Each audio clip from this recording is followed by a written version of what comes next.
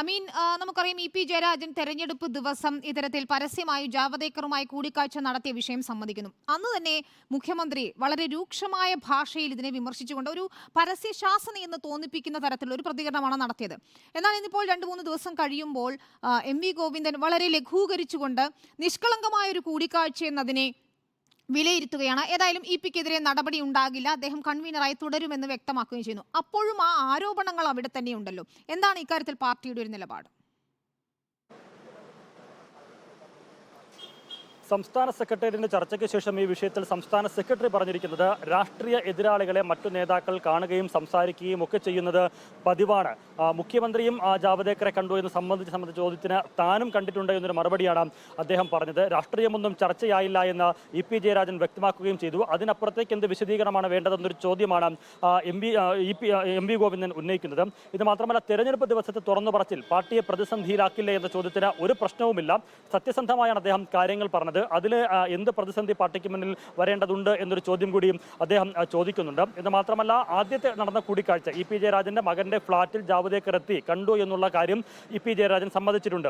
അതിനുശേഷം നടന്ന കൂടിക്കാഴ്ചകൾ മറ്റു ചർച്ചകളുമായി ബന്ധപ്പെട്ടുള്ള ശോഭാ സുരേന്ദ്രന്റെയും ദല്ലാനന്ദകുമാറിന്റെയും വെളിപ്പെടുത്തലുകൾ അതൊക്കെ തന്നെ അസംബന്ധവും അസത്യപ്രചരണവുമാണ് എന്നുള്ളതാണ് എം വി ഗോവിന്ദൻ വിശദമാക്കിയിരിക്കുന്നത്. അത്തരത്തിലുള്ള അസത്യപ്രചരണങ്ങൾക്കെതിരെ നിയമ നടപടി സ്വീകരിക്കുമെന്ന് കൂടി വ്യക്തമാക്കുന്നു. അതിന് പി ജയരാജനെ ചുമതലപ്പെടുത്തി എന്നുകൂടി പറയുകയാണ് എം വി ഗോവിന്ദൻ. പാർട്ടി സംസ്ഥാന സെക്രട്ടേറിയറ്റ് അതിന് അനുമതി നൽകിയിട്ടുണ്ട് എന്ന് പി ജയരാജനും വ്യക്തമാക്കിയിരിക്കുകയാണ്. ഏതായാലും ഈ വിഷയത്തിൽ കൂടുതൽ ചർച്ചകളിലേക്ക് പോയി ആ കൂടിക്കാഴ്ചയ്ക്ക്, ആ നീക്കങ്ങൾക്ക് മറ്റൊരു രാഷ്ട്രീയമാനം കൽപ്പിച്ചുകൊണ്ട് ഒരുപക്ഷെ അങ്ങനെ പോയാൽ അതാകും കൂടുതൽ ആപത്ത് എന്ന് നേതൃത്വം വിലയിരുത്തിയിട്ടുണ്ടാകണം. അതുകൊണ്ട് തന്നെയാകണം പി ജയരാജനെ തള്ളാതെ പൊതിഞ്ഞു പിടിച്ചുള്ളൊരു പ്രതികരണത്തിലേക്ക് നേതൃത്വം എത്തിയത് എന്ന് തന്നെയാണ് മനസ്സിലാക്കാനാകേണ്ടത്.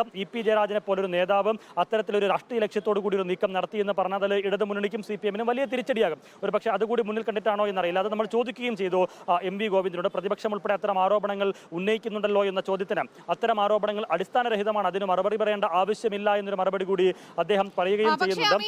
തന്റെ വീട്ടിലേക്ക് ജാവദേക്കർ വന്നാലും ഉൾപ്പെടെയുള്ളവർ ഇക്കാര്യത്തിൽ കൃത്യമായി അവരുടെ നിലപാടും അതൃപ്തിയും പരസ്യമായി തന്നെ പറയുകയും ചെയ്തതാണ്. ഘടകകക്ഷികളെ കൂടി വിശ്വാസ്യതയിൽ എടുത്തുകൊണ്ടുള്ള ഒരു തീരുമാനമായി ഇതിനെ കാണാനാകുമോ? ഏത് രീതിയിലായിരിക്കും CPM ഇതിനെ വിശദീകരിക്കുക, മുന്നണിക്കകത്തായാലും പൊതുസമൂഹത്തിന് മുന്നിലായാലും?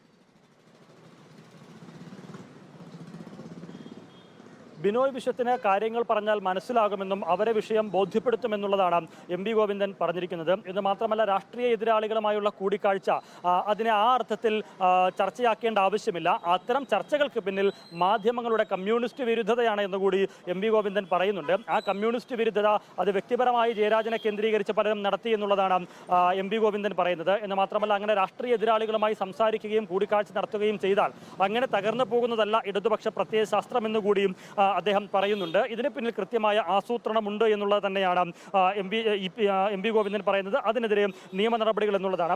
പക്ഷേ ദല്ലാൽ നന്ദകുമാർ പോലെയുള്ള ആളുകളുമായുള്ള ബന്ധം അത് അവസാനിപ്പിക്കേണ്ടതാണ് എന്ന ഒരു നിലപാട് അത് മുഖ്യമന്ത്രി തന്നെ വ്യക്തമാക്കിയിട്ടുണ്ട്. പാർട്ടിക്കും അത് തന്നെയാണ് നിലപാട്. അത് ചൂണ്ടിക്കാണിച്ചപ്പോൾ വളരെ മുമ്പേ ദല്ലാളുമായുള്ള ബന്ധം അവസാനിപ്പിച്ചു എന്ന് ജയരാജൻ വ്യക്തമാക്കിയെന്നും പറയുന്നു. ഇതിലും എം വി ജയരാജന്റെ വിശദീകരണത്തിൽ പാർട്ടി തൃപ്തരാണ്, നടപടി ഉണ്ടാകില്ല എന്ന് വ്യക്തമാണ്. വിശദീകരണത്തെ പാർട്ടി പൂർണ്ണമായും അംഗീകരിക്കുന്നു. അദ്ദേഹം LDF കൺവീനർ സ്ഥാനത്ത് തുടരും, യാതൊരു തരത്തിലുള്ള നടപടിയിലേക്കും പോകുന്നില്ല എന്ന് തന്നെയാണ് മനസ്സിലാക്കാൻ കഴിയുന്നത്. CPM സംസ്ഥാന സെക്രട്ടറി തന്നെ അത് വിശദീകരിക്കുകയും ചെയ്യുന്നു.